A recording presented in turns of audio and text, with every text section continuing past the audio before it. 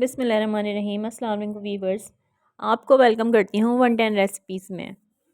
आज मैंने जिस रेसिपी का इंतखाब किया है वो हर एक की बेइंतहा पसंदीदा रेसिपी है, यानी कि मटन कौरमा। मटन किसको पसंद नहीं है, और कौरमा शादियों वाला कौरमा बहुत ही आसान तरीके से 10 मिनट में तैयार हो जाने वाला कौरमा।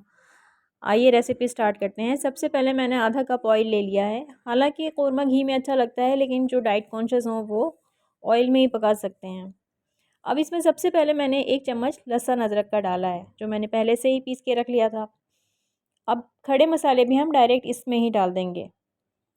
थोड़ी सी 3-4 लौंगें, 2 छोटी इलायची, 1 बड़ी इलायची और 8-10 दाने काली मिर्च के डाल के हम उसको उस वक्त तक भूनेंगे जब तक लहसुन और अदरक का कच्चापन ना निकल जाए। अब इसमें खुश्क मसाले शामिल करेंगे। 1 चम्मच लाल मिर्च, आधी चम्मच हल्दी और 2 बड़े चमचे पिसे हुए धनिए के शामिल करेंगे। आधा चम्मच देगी लाल मिर्च डालेंगे, जिससे कौरमे का रंग बहुत ज़्यादा अच्छा आएगा।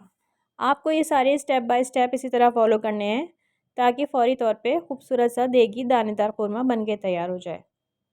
आधा किलो मटन जो मैंने पहले से धो के छलनी में रख दिया था, अब इसमें ऐड करेंगे। अभी तक सारा प्रोसीजर जो है वो भुनाई पर ही हो रहा है। अब आप ये देखें, मैंने तकरीबन पौन कप प्याज ली है। इसको मैंने कोई पीसा नहीं है, कोई चूरा चूरा नहीं किया, क्रश नहीं किया, ऐसे ही डायरेक्ट डाल दिया है गोश्त के ऊपर। और इसमें जितनी प्याज ली है, यानी कि पौन कप अगर प्याज ली है तो पौन कप ही दही डाल दिया है। दही को भी नहीं फेंटना, दानेदार कौरमा इसी तरह से ही बनेगा। ये एक टिप समझ लें आप।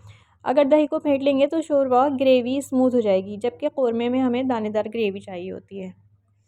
अब इसको मैं बग़ैर पानी डाले उस वक्त तक भूनूंगी तब तक कि दही का पानी खुश्क ना हो जाए। 5-7 मिनट के बाद जब दही का पानी खुश्क हो जाएगा तो हम गोश्त को गलाने के लिए 2 गिलास पानी डाल देंगे इसमें भर भर के। बकरे का गोश्त है क्योंकि, तो ये गलने में थोड़ा सा टाइम लेगा। इस स्टेज पे आप नमक डाल दें, और अगर रेसिपी अच्छी लग रही हो तो लाइक और शेयर और सब्सक्राइब भी कर लें।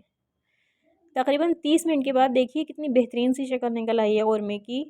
जो प्याज हमने बग़ैर पीसे ही डाल दी थी वो डिसअपेयर हो गई।